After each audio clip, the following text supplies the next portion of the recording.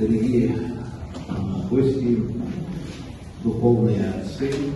сегодня в Абхазском институте фундаментальных исследований совместно с Россотрудничеством мы решили провести круглый стол «Ценностные приоритеты в системе духовно-нравственного воспитания личности». Но все вы прекрасно знаете, в Абхазии и в России делается очень многое, но мы решили именно этой теме посвятить, потому что это очень важно в наше время. Патриотизм и гражданственность, которые входят туда, это любовь к Отечеству, готовность служить его интересам, ответственность за его судьбу, уважение к истории и культуре своей страны. Мы хотели бы сегодня с вами провести диалог и выработать,